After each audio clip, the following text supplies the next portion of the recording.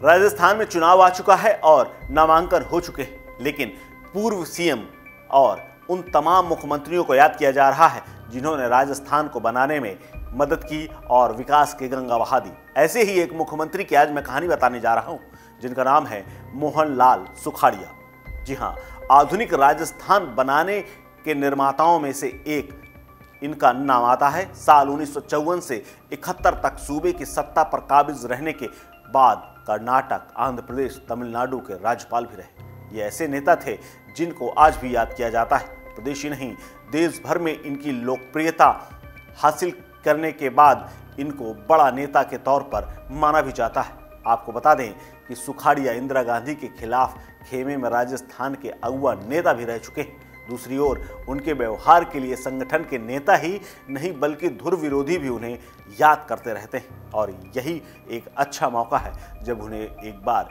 फिर से हम याद करते हैं, क्योंकि ऐसे कई मौके आए जब उदयपुर ही नहीं बल्कि पूरे प्रदेश में पकड़ रखने वाले सुखाड़िया के मुरीद उनके विरोधी भी हो गए। आज सियासी एक किस्सा है जिसकी बात मैं आपको उसी पूर्व मुख्यमंत्री के बारे में करूंगा। दरअसल सुखाड़िया की राजनीति ही नहीं, उनका उपनाम भी मिठाई को लेकर ही था, इसीलिए वो आज भी उनकी चर्चा होती रहती है। उनकी राजनीति, उनका उपनाम बेहद अनोखा था।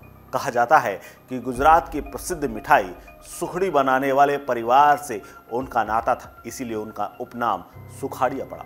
वर्तमान में सुखड़ी मिठाई से बना सुखाड़िया उपनाम मुख्यतः गुजरात और महाराष्ट्र में पाया जाता है। दरअसल गुजरात का एक प्रसिद्ध घरेलू मिष्ठान सुखड़ी देशी घी, भुने हुए आटे और गुड़ से तैयार बर्फी नुमा मिठाई है। ये परिवार जो इस मिठाई की व्यापारिक गतिविधियां संचालित करता था, चलाता था, उन्हें ही गुजरात में सुखाड़िया कहा जाता है। अब आपको समझ में आ गया होगा कि सुखाड़िया जिनका भी उपनाम या टाइटल लिखा जाता है वो इसी व्यवसाय से जुड़े रहे। अब अगर उनकी कार्यशैली की बात करें तो एक बात खास थी कि सरकारी कामकाज निपटाने के समय वो हर वक्त तैयार रहते थे। इसके लिए जो भी जरूरी काम सुखाड़िया के पास आता था वो तत्काल निपटाते थे, वो उसे जल्दी से जल्दी पूरा कर देते थे। इसी वजह से उन्हें आधुनिक राजस्थान का निर्माता कहा जाता है। इसी वजह से उन्हें जयपुर से जब भी बाहर जाना होता था तब भी उनकी गाड़ी में हमेशा फाइलों का एक बंडल रखा रहता था।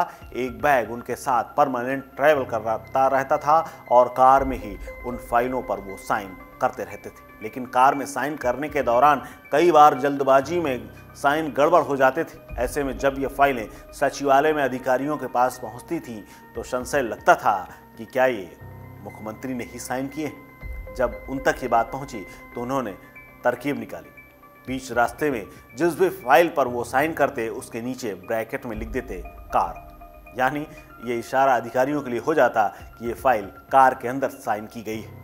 न सिर्फ जल्दीबाजी में ये साइन की गई है बल्कि फाइलों को संबंधित अधिकारी जल्द से जल्द पहुंचाने के लिए भी अनोखा तरीका अपनाते थे। उन्होंने इसके लिए कहा था कि वो जब सफ़र के दौरान किसी भी फाइल में साइन करें तो रास्ते में पड़ने वाले जिले के कलेक्टर को फाइल सौंप दें। इसके बाद उस कलेक्टर की जिम्मेदारी होती थी कि वो फाइल जल्द से जल्द जयपुर पहुंचा दे ताकि आगे का काम हो सके। इसीलिए सुखाड़िया आज भी पूरे राजस्थान में याद किए जाते हैं, और जब भी मुख्यमंत्रियों की और खासकर पूर्व मुख्यमंत्रियों की बात होती है तो सुखाड़िया नंबर 1 पर आते हैं। इस खबर में फिलहाल इतना ही। अपडेट्स के लिए बने रहिए वन इंडिया हिंदी के साथ। नमस्कार।